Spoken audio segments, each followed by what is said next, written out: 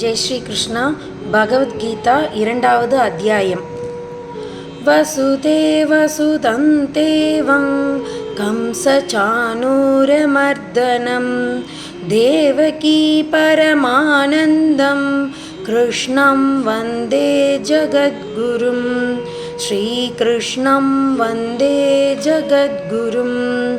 जय श्री कृष्णा। ओम श्री परमात्मने नमः। श्रीमद्भगवद्गीता अथ द्वितीयोऽध्यायः। संजय उवाच तन्तथा कृपयाविष्टम् अश्रुपूर्णाकुलेक्षणं विषिदन्तमिदौ वाक्यम् उवाच मधुसूदनः। श्रीभगवानुवाच कुतस्त्वाकश्मलमिदौ विषमे समुपस्थितम् अनार्यजुष्टमस्वर्ग्यम् अकीर्तिकरमर्जुन। क्लैब्यं मास्मगमः पार्थ नैतत्त्वय्युपपद्यते क्षुद्रं हृदय दौर्बल्यं त्यक्त्वोत्तिष्ठ परन्तप। अर्जुन उवाच कथं भीष्ममहं संख्ये द्रोणैश्च मधुसूदन युषुभिः प्रतियोत्स्यामि पूजार्हावरिसूदन। कुरु न हत्वा हि महानुभावान् श्रेयो भोक्तुं भैक्ष्यमपीह लोके हत्वार्थकामांस्तु कुरोनिहैव भुञ्जीय भोगान् रुधिरप्रदिग्धान्। न चैतद्विद्मः कतरन्नो गरीयो यद्वा जयेम यदि वा नो जयेयुः यानेव हत्वा न जिजीविषामस्तेव स्थिता प्रमुखे धार्तराष्ट्राः। कार्पण्यदोषोपहतः स्वभावः पृच्छामि त्वां धर्मसम्मूढचेताः। यच्छ्रेयस्यान्निश्चितं ब्रूहि तन्मे शिष्यस्तेऽहं शाधिमान् त्वां प्रपन्नम्। प्रपश्यामि ममापनुद्यात् यच्चोगमुच्चोषणमिन्द्रियाणाम् अवाप्य भूमा वसपत्नमृद्धं राज्यं सुराणामपि चाधिपत्यम्। संजय उवाच एवमुक्त्वा हृषीकेशं गुडाकेशः परन्तप न योत्स्य इति गोविन्दमुक्त्वा तूष्णीं बभूवः। तमुवाच हृषीकेशः प्रहसन्निव भारत सेनयोरुभयोर्मध्ये विषीदन्तमिदौ वचः। श्रीभगवानुवाच अशोच्यानन्वशोचस्त्वं प्रज्ञावादांश्च भाषसे गतासु न गतासूश्च नानुशोचन्ति पण्डिताः। न त्वेवाहं जातु नासन्न त्वन्नेमे जनाधिपाः न चैव न भविष्यामः सर्वे वयमतः परम्। देहिनोऽस्मिन् यथा देहे कौमारै यौवनञ्जरा तथा देहान्तरप्राप्तिर्धीरस्तत्र न मुह्यति।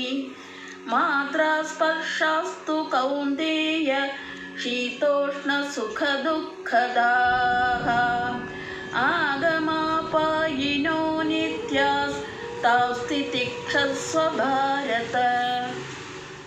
यं हि न व्यथयन्त्येते पुरुषं पुरुषर्षभ समदुःखसुखं धीरं सोमृतव्याय कल्पते नासतो विद्यते भावो न भावो विद्यते सतः उभयोरपि दृष्टोऽन्तस्त्वनयोस्तत्त्वदर्शिभिः अविनाशि तु तद्विद्धि येन सर्वमिदं ततं विनाशमव्ययस्यास्य न कश्चित् कर्तुमर्हति अन्तवन्त इमे देहा नित्यस्योक्ताः शरीरिणः अनाशिनो प्रमेयस्य तस्माद्युध्यस्व भारत एनं वेति हन्तारे यश्चैनं मन्यते हतम् उभौ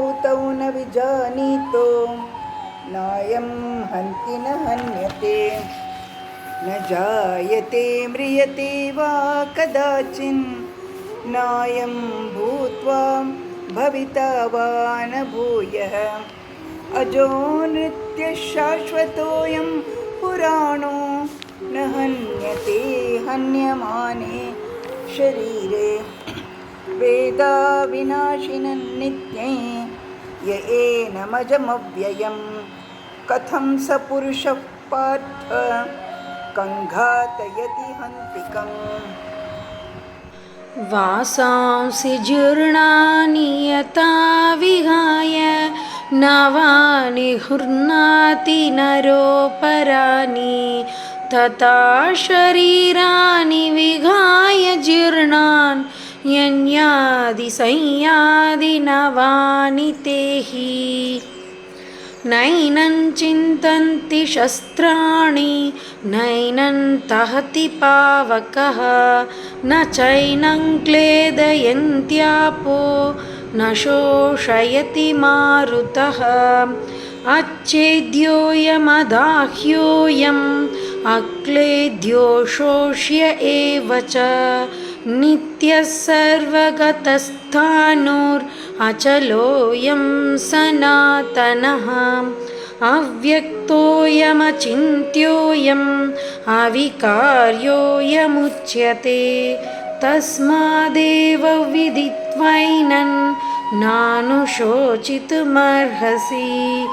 अथ चैनं नित्यजातं नित्यौ वा मन्यसे मृतं तदापि त्वं महाबाहो नैवं शोचितुमर्हसि जातस्य हि ध्रुवो मृत्यु ध्रुवं जन्म मृतस्य च तस्माद् परिहार्येऽर्थे न त्वं शोचितुमर्हसि अव्यक्तादीनि भूतानि व्यक्तमध्यानि भारत अव्यक्तनिदानान्येव तत्र का परिदेवना आश्चर्यवत् पश्यति कश्चिदेनम् आश्चर्यवत् वदति तथैव चान्यः आश्चर्यवच्चैनमन्यः शृणोति श्रुत्वाप्येनौ वेद न चैव कश्चित् देहि नित्यमवध्योऽयन् देहे सर्वस्य भारत तस्मात् सर्वाणि भूतानि न त्वं शोचितुमर्हसि स्वधर्ममपि चावेक्ष्य न विकम्पितुमर्हसि धर्म्याद्धियुद्धात् श्रेयोऽन्यत् क्षत्रियस्य न विद्यते यदृच्छया चोपपन्नं स्वर्गद्वारमपावृतं सुखिनः क्षत्रियाः पार्थ लभन्ते युद्धमीदृशम् अथ चेत्त्वमिमं धर्म्यं सङ्ग्रामं न करिष्यसि ततः स्वधर्मं कीर्तिं च हित्वा पापमवाप्स्यसि अकीर्तिं चापि भूतानि कथयिष्यन्ति देव्ययाम् सम्भावितस्य चाकीर्तिर्मरणादतिरिच्यते भयात्रनातु भरतं मौष्यन्ते त्वां महारथाः येषां च त्वं बहुमतो भूत्वा यास्यसि लाघवम् अवाच्यवादांश्च बहून् वदिष्यन्ति तवाहिताः निन्दन्तस्तव सामर्थ्यं ततो दुःखतरं नु किम् हतो वा प्राप्यसि स्वर्गं जित्वा वा भोक्ष्यसे महीम् तस्मादुत्तिष्ठ कौन्तेय युद्धाय कृतनिश्चयः सुखदुःखे समे कृत्वा लाभालाभौ जयाजयौ ततो युद्धाय युज्यस्व नैवं पापमवाप्स्यसि येषा ते भिहिता साङ्ख्ये बुद्धियोगे त्विमां शृणु बुद्ध्या युक्तो यया पार्थ कर्मबन्धं प्रहास्यसि नेहाभिक्रमनाशोऽस्ति प्रत्यवायो न विद्यते स्वल्पमप्यस्य धर्मस्य त्रायते महतो भयात् व्यवसायात्मिका बुद्धिर्येकेह कुरु नन्दन बहुशाखाह्यनन्ता च बुद्ध्यो व्यवसायिनां यामिमां पुष्पितां वाचं प्रवदन्त्यविपश्चितः वेदवादरता पार्थ नान्यदस्तीति वादिनः कामात्मानस्वर्गपरा जन्मकर्मबलप्रतां क्रियाविशेषबहुलां भोगैश्वर्यगतिं प्रतिं भोगैश्वर्यप्रसक्तानां दयापहृतचेतसां व्यवसायात्मिकौ बुद्धिर्समादौ न विधीयते त्रैगुण्यो विषयो वेदा निस्त्रैगुण्यो भवार्जुन निर्द्वन्द्वो नित्यसत्त्वस्थो निर्योगक्षेम आत्मवान् यावानर्थ उदपाने सर्वतः सम्प्लतोदुके तावान् सर्वेषु वेदेषु ब्राह्मणस्य विजानतः कर्मण्येवाधिकारस्ते मा फलेषु कदाचन मा कर्मफलहेतुर्भुर्मा ते सङ्कोस्त्वकर्मणि योगस्थ कुरु कर्माणि सङ्गं त्यक्त्वा धनञ्जय सिद्ध्यसिद्ध्योर्समो भूत्वा समत्वं योग उच्यते दूरेण ह्यवरं कर्म बुद्धियोगात् धनञ्जय बुद्धौ शरणमन्विच्छ कृपणाफलहेतवः बुद्धियुक्तो जहातीह उभे सुकृतदुष्कृते तस्मात् योगाय युज्यस्व योगः कर्मसु कौशलं कर्मजं बुद्धियुक्ता हि फलं त्यक्त्वा मनीषिणः जन्मबन्धविनिर्मुक्ताः पदं गच्छन्त्यनामयम् यदा ते मोहकलिलं बुद्धिर्व्यतितरिष्यति तदा गन्तासि निर्वेदं श्रोतव्यस्य श्रुतस्य च श्रुतिविप्रतिपन्ना ते यथा स्थास्यति निश्चला समाधावचला बुद्धिस्तदा योगमवाप्स्यसि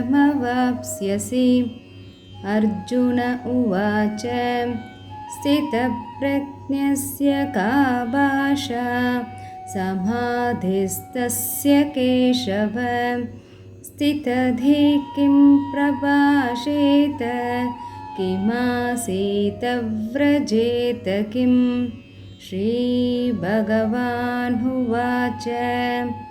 प्रजहाति यदा कामान् सर्वान् पार्थमनोगतान् आत्मन्येवात्मना तुष्टः स्थितप्रज्ञस्तदोच्यते दुःखेष्वनुद्विग्नमनः सुखेषु विगतस्पृहः वीतरागभयक्रोधः स्थितधीर्मुनिरुच्यते यः सर्वत्रानभिस्नेहस्तत्तत्प्राप्य शुभाशुभं नाभिनन्दति न द्वेष्टि तस्य प्रज्ञा प्रतिष्ठिता। यथा संहरते चायं कूर्मोऽङ्घानीव सर्वशः इन्द्रियाणीन्द्रियार्थेभ्यस्तस्य प्रज्ञा प्रतिष्ठिता विषया विनिवर्तन्ते निराहारस्य देहिनः रसवर्जं रसोऽप्यस्य परं दृष्ट्वा निवर्तते यततो ह्यभिकौन्तेय पुरुषस्य विभश्चितः इन्द्रियाणि प्रमादीनि हरन्ति प्रसभं मनः तानि सर्वाणि संयम्य युक्त आसीत मत्परः वशे हि यस्येन्द्रियाणि तस्य प्रज्ञा प्रतिष्ठिता ध्यायतो विषयान् पुंसस् सङ्गस्तेषूपजायते सङ्गात् संजायते कामः कामात् क्रोधोऽभिजायते क्रोधात् भवति सम्मोहः सम्मोहात् स्मृतिविभ्रमः स्मृतिभ्रंशात् बुद्धिनाशो बुद्धिनाशात् प्रणश्यति रागद्वेषवियुक्तैस्तु विषयानिन्द्रियैश्चरन् आत्मवश्यैर्विधेयात्मा प्रसादमधिगच्छति प्रसादे सर्वदुःखानां हानिरस्योपजायते प्रसन्नचेतसो ह्याशु बुद्धिः पर्यवतिष्ठते नास्ति बुद्धिरयुक्तस्य न चायुक्तस्य भावना न चाभावयतः शान्तिर् अशान्तस्य कुतः सुखम् इन्द्रियाणां हि चरताय यन्मनोनुविधीयते ततस्य हरति प्रज्ञां वायुर्नावमिवाम्बसि तस्माद्यस्य महाबाहो निगृहीतानि सर्वशः इन्द्रियाणीन्द्रियार्थेभ्यस्तस्य प्रज्ञा प्रतिष्ठिता या निशा सर्वभूतानां तस्यां जागर्ति संयमी यस्यां जाग्रति भूतानि सा निशा पश्यतो मुनेः आपूर्यमाणमचलप्रतिष्ठं समुद्रमापः प्रविशन्ति यद्वत् तद्वत् कामायं प्रविशन्ति सर्वे स शान्तिमाप्नोति न कामकामी विहाय कामान् यः सर्वान् पुमांश्चरति निःस्पृहा निर्ममो निरहङ्कारः शान्तिमधिगच्छति एषा ब्राह्मी स्थितिः पार्थ नैनां प्राप्य विमुह्यति स्थित्वा स्यामन्तकालेऽपि ब्रह्मनिर्वाणमृच्छति ॐ तत्सदिति श्रीमद्भगवद्गीतासु उपनिषत्सु ब्रह्मविद्यायां योगशास्त्रे श्रीकृष्णार्जुनसंवादे सांख्ययोगो नाम द्वितीयोऽध्यायः। ॐ श्रीकृष्णार्पणमस्तु। योगेशं सच्चिदानन्दौ वासुदेवव्रजप्रियं धर्मसंस्थापकौ वीरं कृष्णं वन्दे जगद्गुरुं। श्रीकृष्णं वन्दे जगद्गुरुं। श्रीकृष्णं वन्दे जगद्गुरुम्।